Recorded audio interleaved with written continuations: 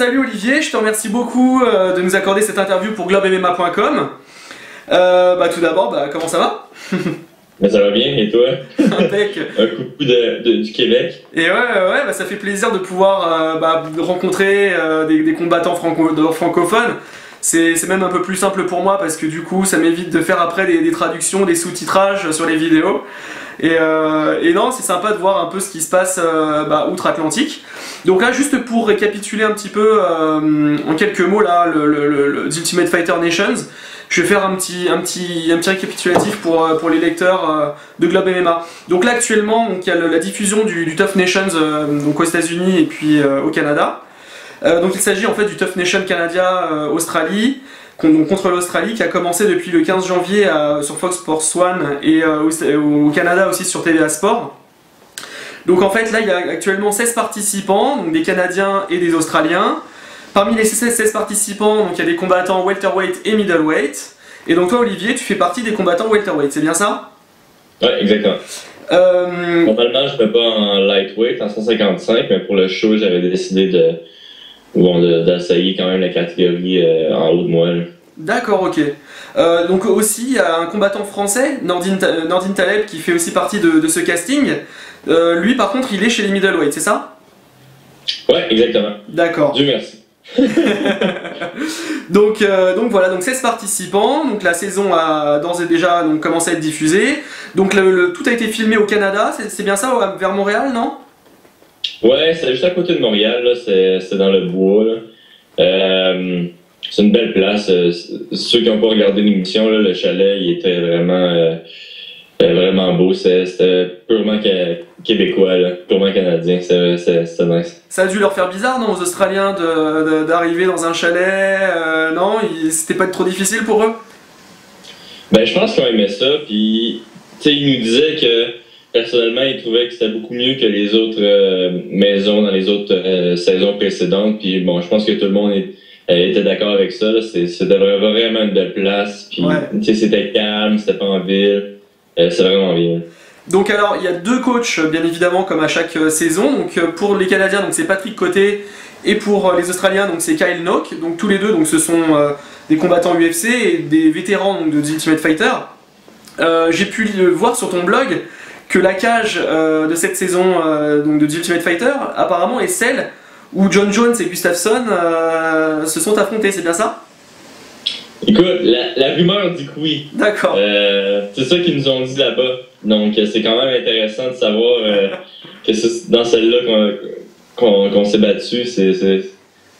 Moi j'étais allé voir le combat live. Ouais. C'était la journée avant les trials pour justement les essais pour The Ultimate Fighter. Puis de savoir que justement ils ont fait venir la cage de John Jones et Gustafsson, il y a comme des petits papillons. Moi je m'en foutais un peu de voir la cage comme telle, j'en avais déjà vu une, mais juste de savoir que c'était celle-là, c'était différent. Mais ouais, c'est clair. Donc alors du coup, pour les participants, tout le monde va s'affronter. C'est un tournoi à élimination directe. Et donc le gagnant welterweight et le gagnant middleweight, il remportera un gros chèque et un contrat avec l'UFC. Donc la finale apparemment est déjà programmée à Québec le 16 avril prochain, je crois. Ouais, c'est pas encore confirmé par le UFC. Ouais. Il n'y a encore rien dit sur ça. On attend juste la confirmation. D'accord. Est-ce que tu peux te présenter en quelques mots un peu ton parcours, de quel art martial tu viens, l'académie où tu t'entraînes, tout ça? Ouais, mon nom c'est Olivier Aubin-Mercier. Je m'entraîne au H2O MMA, c'est à Montréal. Je complète mon entraînement en allant au Trickstar, donc le gym de Georges, de Francis Carmont, puis de Nordine aussi, donc je complète mon entraînement là-bas. Je fais aussi du conditionnement au studio Pierre. Moi, mon art martial que j'ai commencé, c'était avec le judo, donc j'étais sur l'équipe nationale de judo. Je suis déjà venu en France faire des camps d'entraînement de judo. Ah, ok. Ouais. T'as commencé à quel âge le judo? J'ai commencé à 13 ans. À 13 ans, d'accord. Ouais. Et tu disais pour le judo en France, t'as une anecdote à nous raconter? Je me suis déjà battu contre celui qui a gagné la médaille de bronze aux Olympiques. Je m'en souviens plus de son nom, c'est con. En 73 kilos. Attends, l'ancien. La honte, en plus moi je suis judoka aussi, alors pas... Ah oui? Ouais, alors je suis pas un compétiteur si tu veux là actuellement, je fais quelques Mais tout le monde est judoka en France. Il y en a beaucoup, ouais, c'est vrai qu'il y en a beaucoup, c'est très populaire et d'accord, donc t'es déjà venu du coup faire du judo en France, c'est super rigolo. Et en fait, après ta carrière de judoka là au Canada, t'as voulu te mettre au MMA vers quel âge et dans quelles circonstances?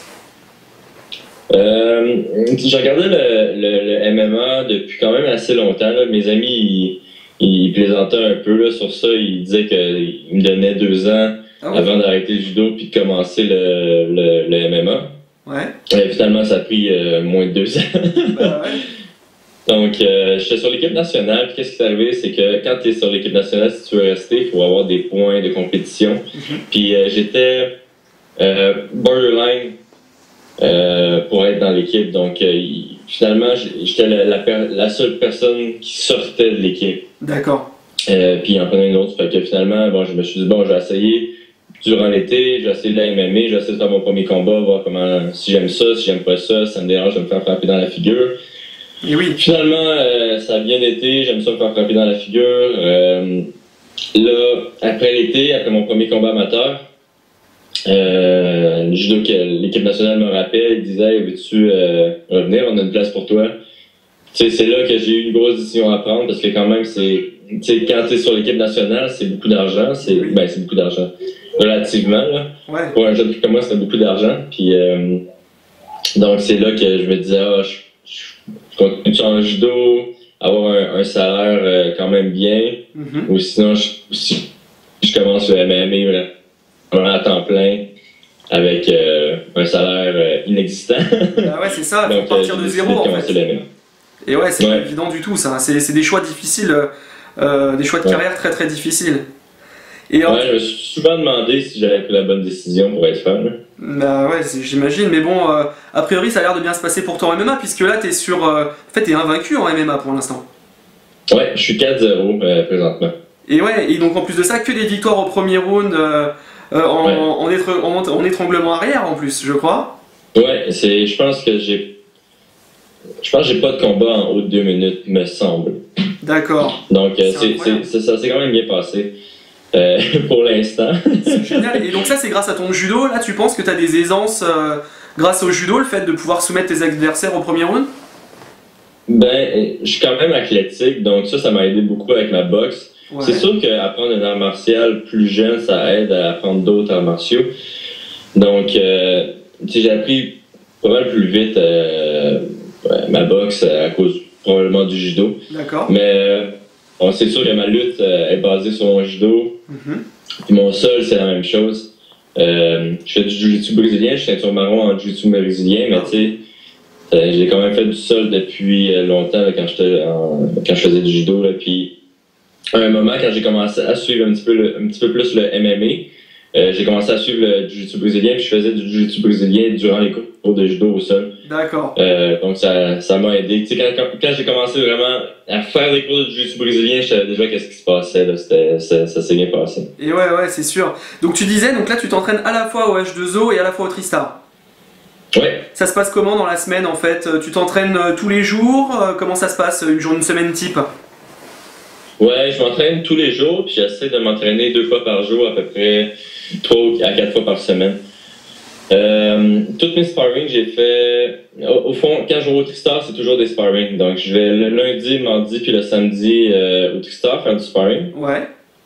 Le lundi, c'est au sol, le mardi, c'est debout, puis samedi, c'est les deux. Donc, c'est vraiment du sparring de MMA. D'accord. Tandis que les autres jours, je vais faire ma technique au H2O, puis nous, on appelle ça des comités, là. Ouais. Mais on fait des espèces de... On se regroupe un groupe d'amis, puis on se bat ensemble pendant plus longtemps. Puis je fais ma technique aussi au H2O. Là, je vais recommencer cette semaine mon conditionnement au studio Pierre. Donc, normalement, j'en fais 2 fois semaine du conditionnement. D'accord, ok. Et alors, du coup, étant donné que tu t'entraînes au Tristar, parce que bon, je connais pas trop bien le H2O, moi, du coup.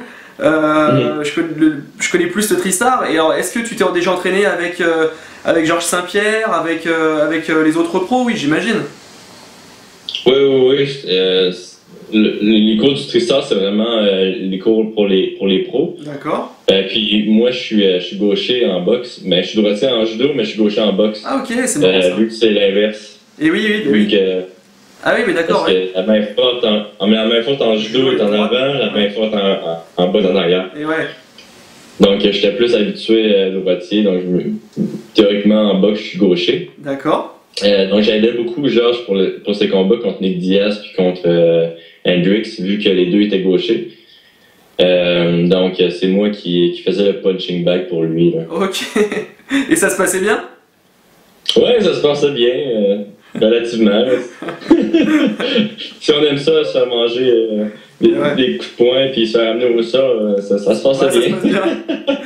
Bon, alors, venons-en maintenant à ton expérience à Ultimate Fighter. Donc, je voulais avoir un peu tes impressions sur, sur cette expérience-là, quoi, que tu puisses nous donner quelques mots, comment ça s'est passé dans la maison, si c'était pas trop difficile d'être loin de ta famille pendant tout le tournage, et voilà, comment ça s'est passé ta relation avec Patrick Côté, tes partenaires, voilà.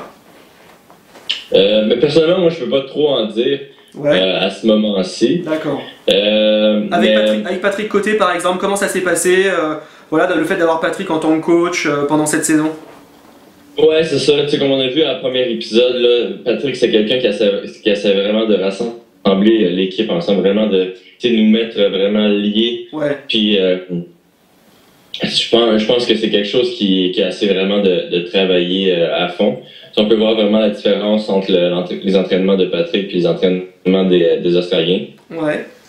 Puis, je pense que c'est vraiment la grosse différence des deux équipes, justement ça, la fraternité, là, peut-être. Surtout qu'est-ce qu'on a vu déjà. Là. Sinon, tu sais, quand tu rentres dans la maison, tu n'as pas de téléphone, tu peux pas lire, tu peux pas écouter la télévision, tu peux pas jouer à des jeux vidéo. Donc, tu peux juste parler et écrire, en gros. Ouais.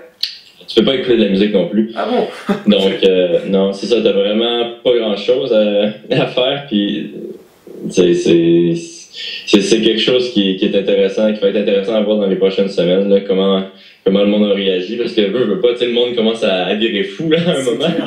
Ben ouais. Puis, et du coup, il y a eu des rivalités un petit peu avec les Australiens, parce que c'est quand même, voilà, là, c'est deux nations, quoi. C'est le Canada contre l'Australie. On a un petit peu une fierté, on représente le pays, tout ça. Il y a des rivalités un peu qui se créent. Comme tu as pu le voir aussi dans le... T'as-tu écouté le premier épisode? Ouais. Ouais, comme tu as pu le voir dans le premier épisode, il a commencé à avoir des rivalités, là. Ouais. Puis c'est drôle. Bah ouais, oui. J'ai trouvé ça drôle. Bah ouais, parce que bon, voilà, il y en a pour qui ça prend une grande importance, d'autres qui gèrent mieux finalement, voilà, la pression, quoi, c'est ça, non? Ouais.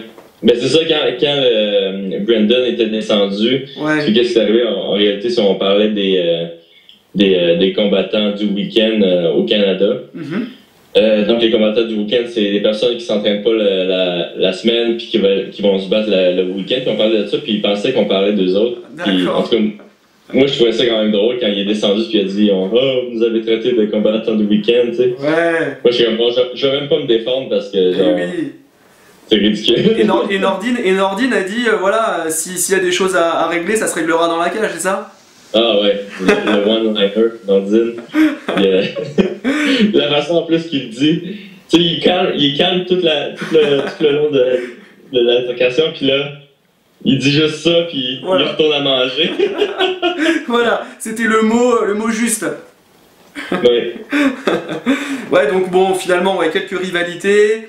Après là, j'ai vu donc que tu as créé un blog là pour cette occasion. On peut lire justement tes notes sur le site de l'UFC. Comment c'est venu cette idée de créer ce blog en fait? Mais en réalité, c'est le UFC qui va nous chercher des blogs. C'est une bonne idée ça.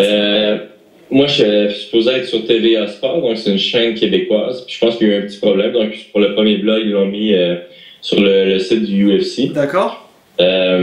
Donc c'est pour ça que c'est sur le site. Mais je trouvais ça quand même drôle parce que j'avais lu les autres blogs après d'avoir fait mon blog. Ouais. Des autres combattants, puis j'étais comme ah non, j'ai fait la bonne chose. Tu sais, les autres combattants ils parlaient vraiment de choses différentes comme comment il était fier d'être sur l'équipe de Canada, comment c'est une belle expérience pour eux autres. Tu sais, moi, je parlais de mon... Mais moi j'ai bien aimé, hein, c'était super intéressant. D'ailleurs, je vous conseille de lire le blog d'Olivier. De toute façon, je mettrai dans l'article de l'interview, je mettrai le lien pour que vous puissiez y accéder. C'était super intéressant, il y a plein d'anecdotes et on sent vraiment ton ressenti, quoi. Tu retranscris bien ce que tu as vécu, quoi, tu vois. Ben, je me suis quand même fait aider un peu pour écrire. Non, c'est une bonne initiative en tout cas. Donc, bah écoute, voilà, est-ce que tu as quelque chose à ajouter pour toutes les personnes qui te regardent, qui te soutiennent, tout ça, ou si tu as un mot à dire à tes sponsors ou autre? Ben écoute, moi j'encourage tout le monde à écouter The Ultimate Fighter, ça va devenir vraiment intéressant, même si ça l'est beaucoup déjà. Mais je vous invite à l'écouter et merci à tout le monde en France. Merci à toi de me donner l'opportunité de me faire connaître un petit peu là-bas. Bah, avec plaisir, bah oui, c'est important, quoi. Je veux dire, il faut dépasser un petit peu les frontières, il faut mettre en avant, voilà, des combattants talentueux. Il paraît que tu serais le futur Georges Saint-Pierre, Olivier. Ah ouais. C'est ça que tout le monde dit, mais tu sais, c'est comme... Ils mettent la barre tellement haute, Georges, là, c'est comme une légende là, dans le sport. Là. Moi, je pense pas faire la moitié de ce qu'il a fait pour être franc. Tu sais, t'as le temps encore, parce que t'as que 24 ans, ou 24 ou 25 ans? Ouais, j'ai 24, je vais avoir 25 dans un mois. D'accord. Mais, puis en plus, j'ai une plus belle chevelure que Georges, fait que moi, j'aime pas vraiment. Ouais, t'as raison, fais ton chemin de toute façon, et voilà. Ouais, je pense que les deux, on est un petit peu différents. Ouais. Je pense que ça va être intéressant de voir justement la différence entre les deux. Là. Et justement, là, tu disais que tu étais monté en welterweight pour la saison d'Ultimate Fighter. Est-ce que tu souhaiterais y rester par la suite ou tu t'aimerais redescendre en lightweight? On va voir qu'est-ce qui va se passer, mais j'aimerais bien ça redescendre. Je suis un petit peu petit pour les welterweight, là. Les gars comme Hendrix et ces gars-là, je suis un peu petit. Là. Quels sont tes... Comme Nordine aussi. Ah ouais, Nordine, ouais. Nordine, normalement, il se bat à welterweight, puis tu peux voir la différence de grosseur. Là. Ah, ok. Ouais, c'est pas évident à gérer ces changements de catégorie, c'est loin d'être facile. Hein. Et Ah, pardon, excuse-moi, je t'ai coupé la parole. Ouais, ça n'a vraiment aucun rapport, mais je viens de me rappeler le nom du gars contre qui il m'était battu en France, c'est Hugo Legrand. D'accord, ok. Ouais, il m'avait explosé la gueule. Ah bon? Ouais, je pense en Suède, on s'était battu ensemble, il avait explosé. Ah, c'est fou ça, ok. Et quel est ton avis là sur... Hein? Je dis aucun rapport, c'est juste une parenthèse. Non mais c'est sympa que tu t'en aies souvenu parce que du coup, là si je croise Hugo, bah, je pourrais lui raconter cette anecdote, c'est assez rigolo quoi.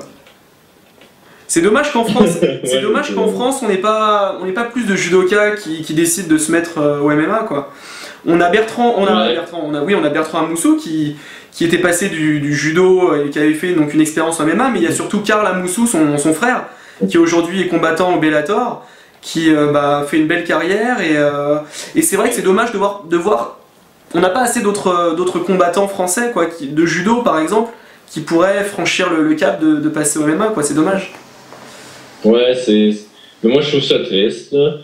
Mais c'est triste puis c'est bien pour nous parce que tous les Français déménagent au Québec qui viennent s'entraîner avec nous là. Mais sinon pour vous c'est triste. J'avais demandé à Dana White, je lui avais demandé s'il était intéressé. C'était l'année dernière, j'ai demandé ça en conférence de presse, s'il serait intéressé pour signer Teddy Riner à l'UFC.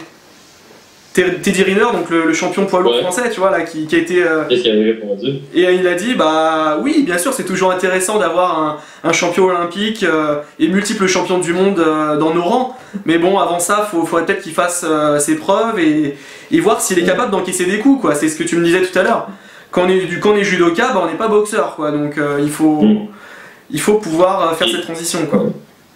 Puis je pense qu'il y a beaucoup de politique aussi présentement en judo. Oulala. Donc, je penserais pas que ça arrive. Ah ouais, c'est très compliqué en France avec ça, c'est un peu difficile. Bah écoute, ça m'a fait super plaisir de pouvoir passer ce petit moment là avec toi Olivier. Donc Je vous encourage tous donc à suivre Olivier durant cette saison de The Ultimate Fighter et à le soutenir. Je vous invite aussi à soutenir Nordine, quoi, de pouvoir voir son parcours, en espérant que tous les deux vous allez arriver en finale, hein, l'un et l'autre. On croise les doigts pour vous. Et donc voilà, je vais publier l'interview, il y aura les liens pour suivre le blog d'Olivier. Et puis voilà, on te souhaite bonne chance pour le reste de ta carrière, quoi. Et de toute façon, on aura l'occasion de se recroiser pour d'autres interviews de toute manière. Oui, merci beaucoup encore de m'avoir vu. Je t'en prie, merci beaucoup Olivier, et puis je te dis à la prochaine. Bye bye. Salut.